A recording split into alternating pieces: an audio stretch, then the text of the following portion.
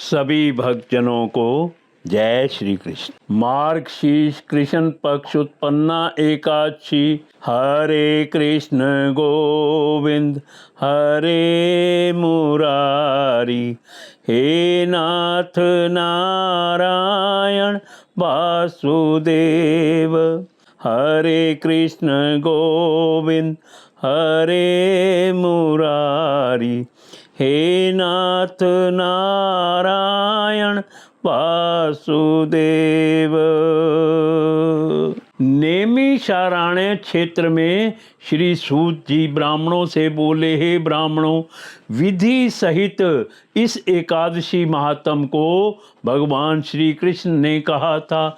प्रेमी जन ही इस व्रत की उत्पत्ति को प्रेम पूर्वक सुनते हैं और इस लोक में अनेकों सुखों को भोग कर अंत में विष्णु पद को प्राप्त करते हैं। श्री सूत जी बोले, हे ब्राह्मणों, सबसे प्रथम इस एकादशी महात्म को भगवान श्री कृष्ण ने अर्जुन से कहा था। उसी के अनुसार मैं आपसे कहता हूँ। अर्जुन ने पूछा था, हे जनार्दन, इस एकादशी व्रत का महात्म क्या है? इस व्रत के करने से क्या पुण्य मिलता है और इसकी विधि क्या है? सो आप मुझसे कहिए। ऐसा सुनकर श्री कृष्ण भगवान ने कहा, हे अर्जुन, सबसे पहले हेमंत ऋतु के मार्गशीर्ष महीने में कृष्ण पक्ष की एकादशी का व्रत करना चाहिए। दशमी की शाम को दातुन करना चाहिए, परंतु भोजन नहीं करना चाहिए। एकादशी को सुबह संकल्प नियम के अनुसार कार्य करना चाहिए। दोपहर में संकल्प पूर्वक नदी, सरोवर, बावड़ी, कुआं आदि में से किसी एक में स्नान करना चाहिए। स्नान करने से पहले शरीर पर मिट्टी का चंदन लगाना चाहिए।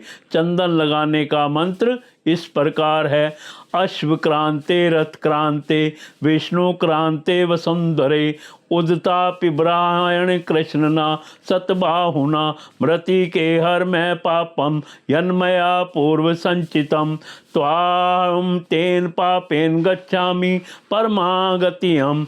व्रत करने वाले को स्नान करने के पश्चात पापी, चोर, पाखंडी, दूसरे की बुराई करने वाला, पर स्त्री गमन करने वाला, दुराचारी, दूसरे के धन को चुराने वाला, मंदिरों में चोरी करने वाला आदि इन सब मनुष्यों से बात नहीं करनी चाहिए। यदि अनजाने में इनसे बात हो जाए तो इस पाप को दूर करने के लिए सूर्य नारायण के दर्शन करने चाहिए।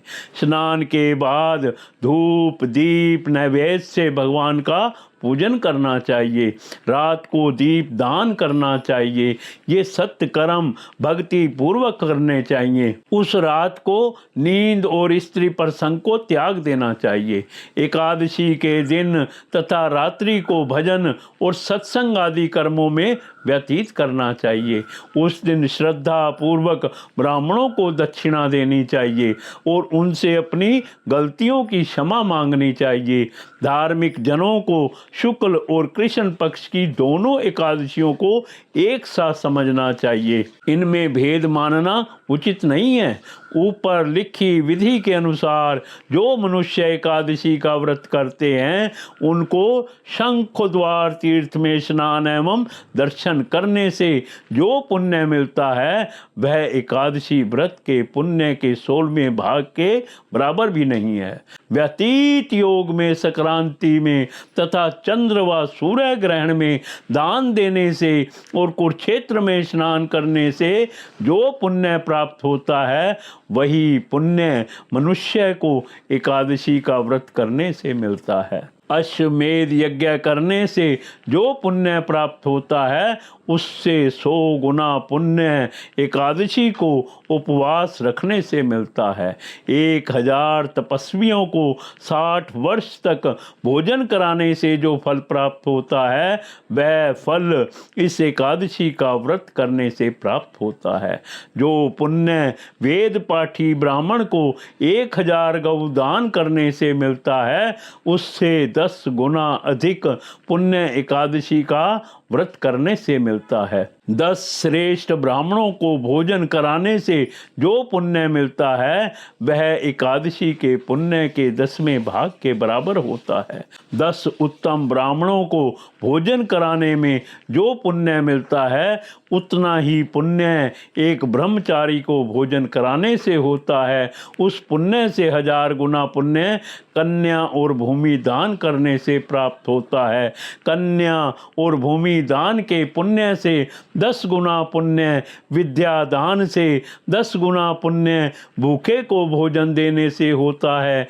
अन्न दान के बराबर संसार में कोई दूसरा पुण्य नहीं है। इस दान से स्वर्गीय पितृ तृप्त हो जाते हैं।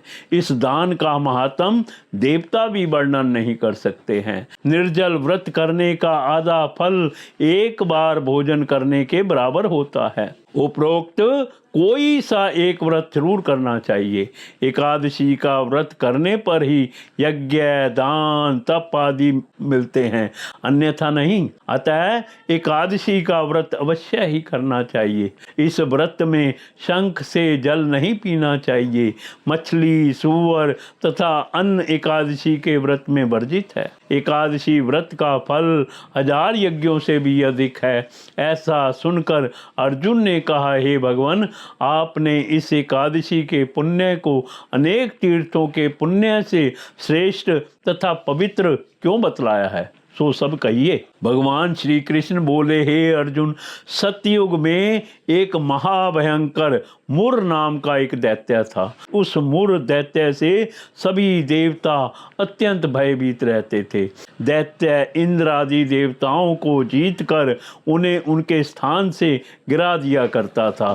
तब देवेंद्र ने महेंद्र से प्रार्थना की, हे शिव शंकर, हम सब लोग इस समय मुर दैत्य के अत्याचारों से मृत्यु लोक में अपना जीवन व्यतीत कर रहे हैं। कृपा करके इस दुख से छूटने का उपाय बताइए। महादेव जी बोले, हे देवेंद्र, आप श्री विष्णु भगवान के पास जाइए तथा इंद्र तथा अन्य देवता क्षीर सागर जहाँ पर है भगवान विष्णु शेष शैया पर शयन कर रहे थे वहाँ गए और देवताओं सहित इंद्र ने उनकी इस प्रकार स्तुति की, हे देवताओं के देवता और देवताओं के देवताओं द्वारा स्तुति करने योग्य आपको बारंबार प्रणाम है। हे दैत्यों के संहारक, हे मधुसूदन, आप हमारी रक्षा करें। हे जगन्नाथ, समस्त देव दैत्यों से भयभीत होकर आपकी शरण में आए हैं। आप ही संसार के कारक और कर्ता हैं, सबके माता पिता हैं, जगत की उत्पत्ति, पालन और संहार करता तथा देवताओं की सहायता करने वाले और शांति प्रदान करने वाले हैं। आकाश पाताल आप ही हैं। तीनों लोकों को उत्पन्न करने वाले ब्रह्मा, सूर्य, चंद्र, अग्नि, हव्य, समरण, मंत्र, यजमान, यज्ञ, कर्मकर्ता, भोक्ता आदि आप ही हैं। हे देव, शरण में आए हुओं की आप रक्षा करने वाले हैं। इस समय दैत्यों ने हमें स्वर्ग से निकाल दिया है, अब आप हमारी रक्षा कीजिए। देवताओं की करणवाणी को सुनकर श्री विष्णु भगवान बोले, हे देवताओं, वह कौन सा दैत्य है जिसने देवताओं को जीत लिया है? वह कहाँ रहता है तथा उसमें कैसा बल है? वह सब मुझसे कहो। भगवान के वचनों को सुनकर इंद्र बोले, हे भगवान, प्राचीन समय में नाड़ी जंग नाम का एक दैत्य था। उस दैत्य की ब्रह्मवंश से उत्पत्ति हुई थी। उसी दैत्य के लड़के का नाम मुर है। वह अपनी राजधानी चंद्रावती में रहता है। वह अपने बल से समस्त विश्व को जीतकर और सब देवताओं को देवलोक से निकालकर इंद्र, अग्नि, यम, वरुण, चंद्रमा, सूर्य बनकर पृथ्वी को तपाता है, मेघ बनकर जल की वर्षा करता है। अतः आप उस दैत्य को मारकर देवताओं की जीत कराओ। इंद्र के वचन सुनकर श्री विष्णु भगवान बोले, हे देवताओं, मैं तुम्हारे शत्रुओं का शीघ्र ही संहार करूंगा। अब सब चंद्रावती नगर को जाइए। इस प्रकार भगवान विष्णु देवताओं से कहकर उनके पीछे पीछे चंद्रावती नगरी को चल दिए। उस समय मुर अनेक दैत्यों के साथ युद्ध भूमि में गरज रहा था। युद्ध होने पर असंख्य दानव अनेकों अस्त्र शस्त्रों को धारण कर देवताओं से युद्ध करने लगे, परंतु देवता दानवों के आगे एक क्षण भी ना ठहर सके। तब भगवान विष्णु भी युद्ध भूमि में आ गए।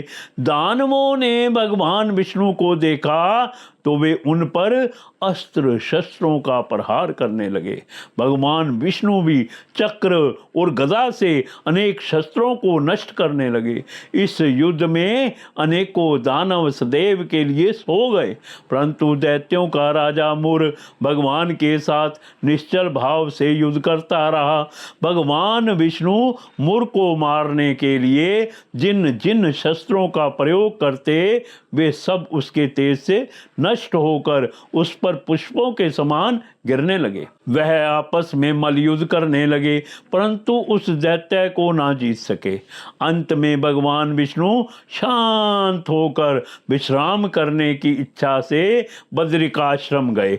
उस समय 48 कोस लंबी एक द्वार वाली हेमवती नाम की गुफा में शयन करने के लिए विष्णु भगवान घुसे। हे अर्जुन, अतः मैंने उस गुफा में शयन किया। वह दैत्य भी वहां आया, मुझको शयन करता देख मारने को तैयार हो गया। उसी समय मेरी देह से एक अत्यंत सुंदर कन्या दिव्य अस्त्र धारण करके उत्पन्न हुई और दैत्य के सामने आकर युद्ध करने लगी। वह दैत्य इस कन्या से लगातार युद्ध करता रहा। कुछ समय बीतने पर इस कन्या ने क्रोध में आकर उस दैत्य के अस्त्र शस्त्रों के टुकड़े टुकड़े कर दिए और उसका रथ तोड़ दिया। तब वह दैत्य महान क्रोध करके उससे मल्ल युद्ध करने लगा। उस कन्या ने उसको धक्का देकर मूर्छित कर दिया। जब वह दैत्य मूर्छा से जगा तो उस कन्या ने उसका सिर काट कर यमपुर पहुंचा दिया।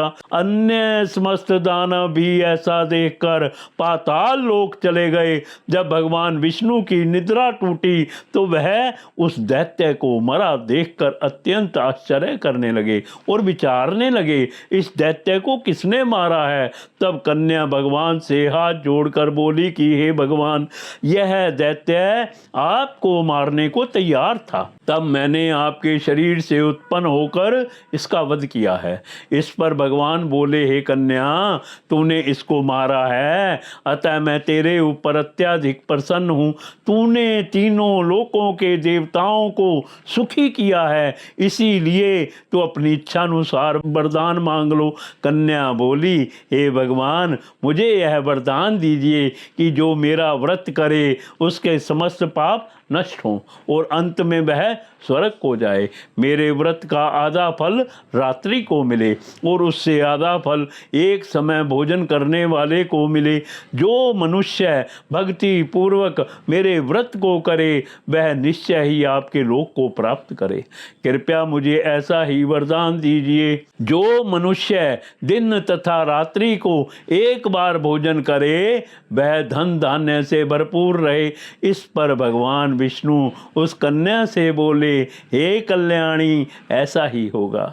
मेरे और तेरे भक्त एक ही होंगे और अंत में संसार प्रसिद्धि को प्राप्त होकर मेरे लोक को प्राप्त करेंगे।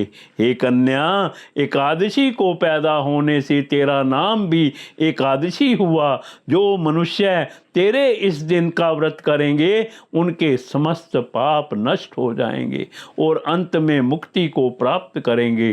तू मेरे लिए अब तीज, आठें, नवमी और चौदस से भी अधिक प्रिय है। तेरे व्रत का फल सब तीर्थों के फल से महान होगा। यह मेरा कथन सत्य है। ऐसे कहकर भगवान उसी स्थान पर अंतर ध्यान हो गए। एकादशी भी भगवान के उत्तम वचनों को सुनकर अत्यंत प्रसन्न हुई। हे अर्जुन, सब तीर्थों, दानों, व्रतों के फल से एकादशी व्रत का फल सर्वश्रेष्ठ है। मैं एकादशी व्रत व्रत करने वाले मनुष्यों के शत्रुओं को, विघ्नों को नष्ट कर देता हूँ और उन्हें मोक्ष दिलाता हूँ। हे अर्जुन, यह मैंने तुमसे एकादशी की उत्पत्ति के बारे में बतलाया है। एकादशी पापों को नष्ट करने वाली और सिद्धि को देने वाली है। उत्तम मनुष्यों को दोनों पक्षों की एकादशियों को समान समझना चाहिए, उनमें भेदभाव मानना उचित नहीं है। जो पुरुष विष्णु भक्त हैं उनको धन्य हैं। जो मनुष्य एकादशी महात्म का श्रवण व पठन करते हैं उनको अश्वमेध यज्ञ का फल मिलता है। जो मनुष्य भक्ति पूर्वक कथा सुनते हैं वे विष्णु लोक को जाते हैं और करोड़ों वर्ष तक उनकी उस जगह पूजा होती है। जो एकादशी महात्म के चौथाई भाग को सुनते हैं उनके ब्रह्म हत्या आदि के महान पाप नष्ट हो जाते हैं। विष्णु धर्म के समान संसार में कोई दूसरा धर्म नहीं है और एकादशी व्रत के बराबर कोई भी दूसरा व्रत नहीं है। कथा सार, यह एकादशी भगवान विष्णु की साक्षात शक्ति है। जिस शक्ति ने उस राक्षस का वध किया जिसे भगवान के पाप रूपी राक्षस भला कैसे ठहर सकते हैं। जिस शक्ति ने देवताओं को सुख दिया वह प्राणी मात्र को क्या नहीं दे सकती। सुख, समृद्धि, शांति और मोक्ष सभी कुछ सहज प्राप्त हो जाता है। उत्पन्ना एकादशी व्रत कथा संपूर्ण। हरे कृष्ण गोविंद हरे मुरारी, हे नाथ नारायण वासुदेव। हरे कृष्ण गोविंद हरे मुरारी, हे नाथ नारायण वासुदेव।